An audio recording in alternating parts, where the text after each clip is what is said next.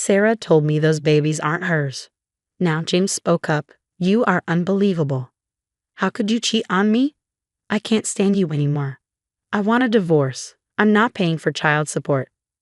With that, he shoved the divorce papers in front of me. I was so angry and disgusted. I never imagined he would do something so foolish. Fine, let's get a divorce. I took the papers and filled out my part. Here you go. My name is Anna. I'm 32 years old and a stay-at-home wife. I met my husband James through a blind date.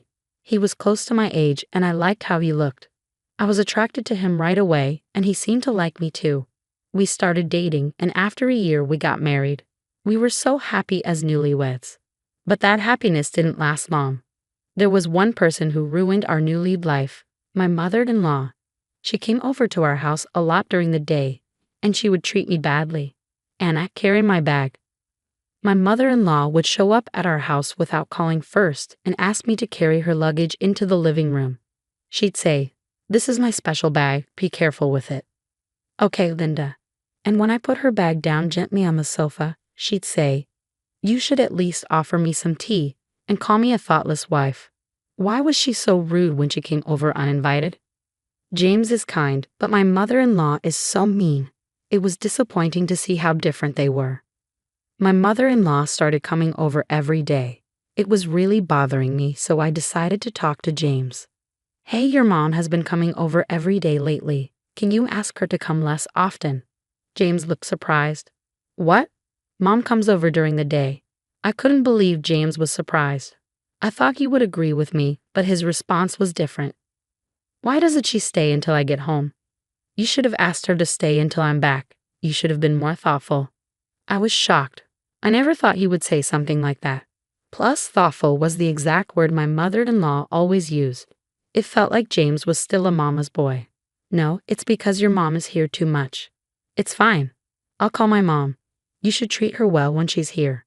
James said that and ignored my feelings. After that, my mother-in-law was even worse. She treated me badly, like she could say whatever she wanted to me.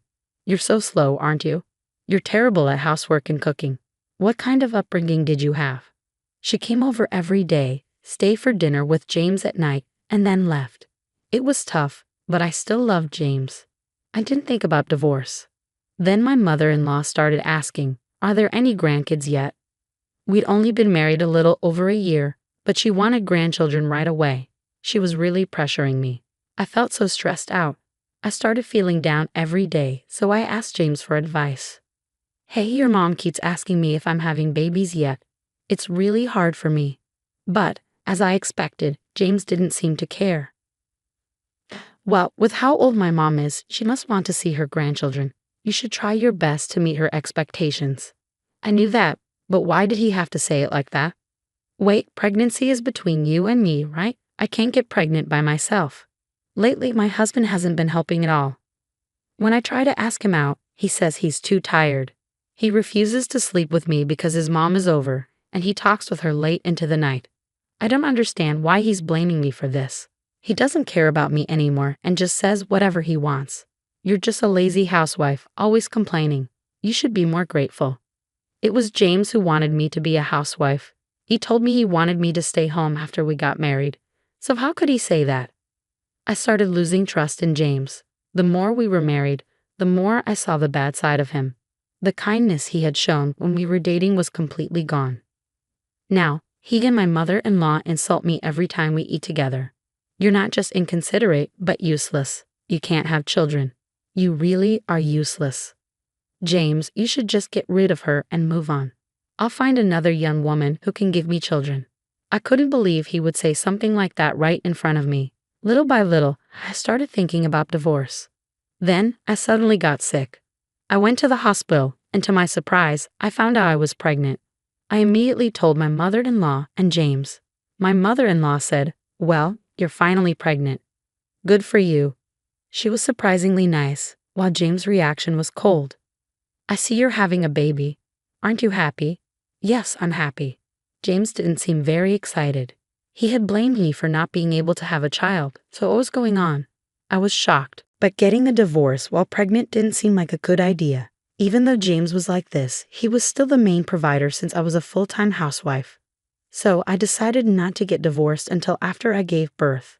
Thankfully, my mother-in-law didn't bully me during my pregnancy. I guess she was trying to avoid causing me stress, which could hurt the baby. That means she had been intentionally rude to me before. But I'm glad she isn't causing trouble while I'm not feeling well. What really bothered me was James' behavior. After I got pregnant, he didn't harass me as much, but he started coming home later and working more on weekends. He was always on his phone, sometimes smiling and typing messages. Could he be cheating? I started to feel suspicious of James, so I hired a private investigator. A few weeks later, the results came back. Sure enough, James was having an affair with someone at work. Whenever James worked overtime and didn't want dinner, he was meeting his lover. When he worked weekends, he was with her. He even went on trips with her while telling me he was on business trips. I was shocked by all the evidence. I no longer loved James. After I had the babies, I would divorce him. I had made up my mind. Then I found out I was having twins.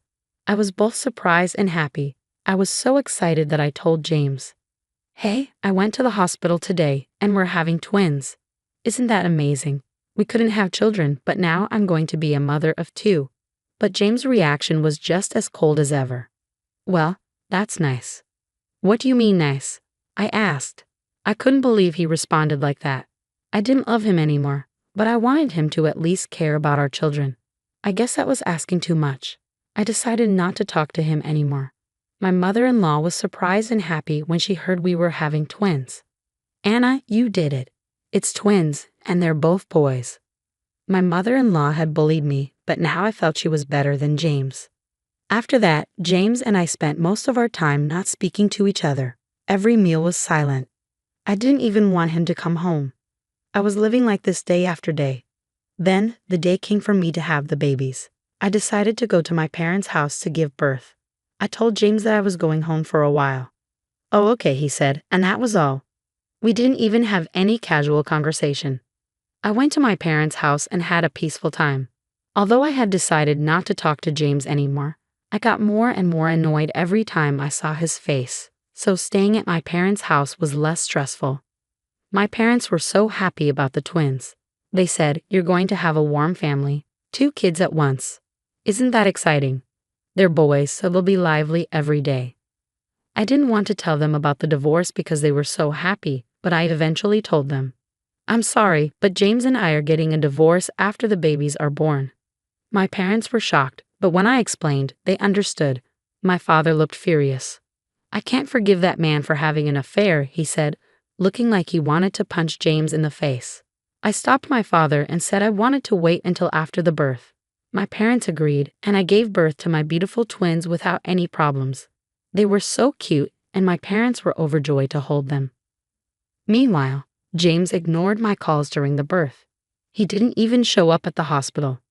When I was discharged, I went to the house we used to live in to pick up my things.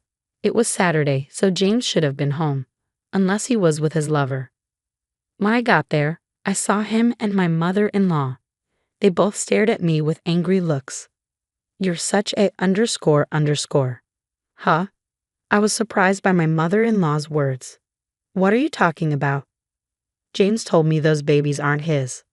"What? You're a terrible woman. You tricked James into raising someone else's kids." "What are you saying?" I asked. Then James spoke up.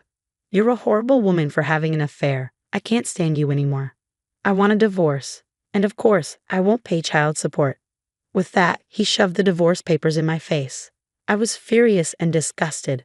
I had no idea he had been planning something so ridiculous. "Fine, let's get a divorce," I said, taking the papers and filling out my part. "Here you go." When I handed them to him, he looked a little surprised. He was probably shocked because I wasn't upset. You're admitting to your affair, you lousy __." My mother-in-law crossed her arms and glared at me. "I'm going to get my alimony. You need to pay me," I said. James looked confused as the conversation was going more smoothly than he expected. I added, "Oh, I'm the one who's getting the alimony." What are you talking about __?" he asked. "You had an affair. You're paying the alimony, you idiot. You don't even know anything, so please shut up." I silenced my noisy mother-in-law and laid out the proof of James' affair on the table. Seeing this, James turned pale. My mother-in-law, surprised, asked, "What do you mean?" "I think you've been having an affair with a younger woman for a long time, even before I got pregnant. You're the one who's been unfaithful, and I have proof." "Do you have proof I had an affair?" James asked. When I said this, James fell silent. "You don't, do you?" I pressed. "So those children are yours. Are you having an affair or not? Speak up." My mother-in-law, usually calm, raised her voice. "Didn't you see how upset I was when your father had an affair? And now you're doing the same thing." "I'm sorry," James apologized to her, as though admitting his guilt. I had no idea that his mother had divorced due to her own husband's infidelity. That made James even worse in my eyes. "I'm so sorry, Kate. My foolish son did something terrible. I'll make sure he pays for alimony and child support." Hey, Mom, don't make decisions without me," James protested. "Don't think you can just have fun. If you have an affair, you'll lose everything, your family and your relationship with me." James was shocked by his mother's words. I was grateful that my mother-in-law was on my side, but that didn't mean I forgave her. "You're right, this is unforgivable, but the stress from your past actions will never go away." "What?" James asked. "I have records of your emotional abuse. I've already filed a claim for mental distress. I'll also file for damages for moral harassment due to your actions." At this, James' eyes went wide. "That's not happening. How much do I owe you?" I replied, "Well, child support is about $100,000 and alimony is about $40,000. Oh no, if you add that up, it's $140,000. Good luck with that. Let's talk through our lawyers." I packed up my things and left. Through my lawyer, James and I successfully got a divorce. He and his mistress paid me a lump sum for alimony, and I also requested child support from him. Currently, he pays me about $600 per month. He fell deep into debt, and his lover dumped him. He was also cut off by his mother and now lives a lonely life, struggling to pay off his debts. Meanwhile, I returned to my parents' house.